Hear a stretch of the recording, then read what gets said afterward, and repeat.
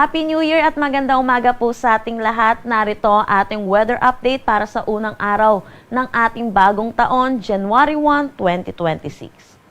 Wala pa rin naman tayong minomonitor na anumang bagyo or low pressure area sa loob at labas ng ating Philippine Area of Responsibility. Pero nananatili itong northeast monsoon natin ay umiiral dito sa may northern at central Luzon.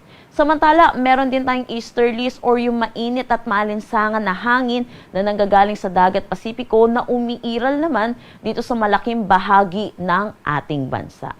Dulot ng interaction netong northeast monsoon which is malamig na hangin at easterlies mainit at maalinsangan na hangin, yung salubungan nito ay yung tinatawag nating shear line. Sa ngayon, wala pa rin naman pong direktang epekto itong shear line pero inaasahan po natin mamaya magkakaroon po ito ng epekto lalo na dito sa may southern Luzon dahil na rin sa paglapit ng axis netong shear line natin at inaasahan natin magdadala ito ng mataas na tsansa ng mga pag-ulan dito sa may southern Luzon pati na rin sa ilang bahagi ng Visayas.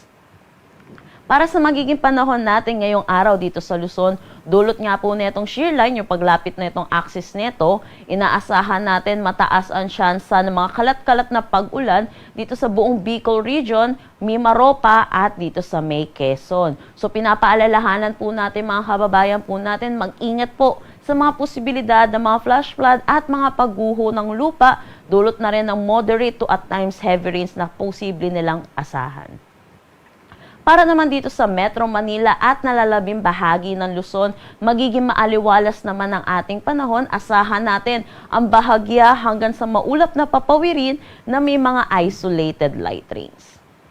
Para sa ating agwat ng temperatura dito sa Metro Manila, 23 to 31 degrees Celsius. For Lawag at Tuguegarao, 20 to 30 degrees Celsius. For Baguio, 14 to 24 degrees Celsius. Tagaytay, 21 to 29 degrees Celsius. At Legazpi, 25 to 31 degrees Celsius.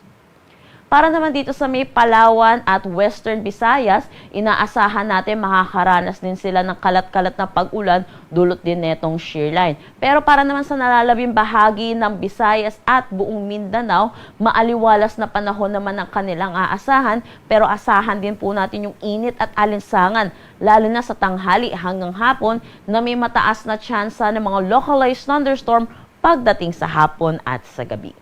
Agwat ng temperatura para sa Kalayaan Islands at Puerto Princesa, 24 to 31 degrees Celsius. Para sa Cebu, asahan natin ng 26 to 31 degrees Celsius. Tacloban, 25 to 31 degrees Celsius. Cebu, 25 to 30 degrees Celsius. For Zamboanga, 25 to 33 degrees Celsius. Cagayan de Oro, 24 to 31 degrees Celsius. At Davao, 25 to 33 degrees Celsius.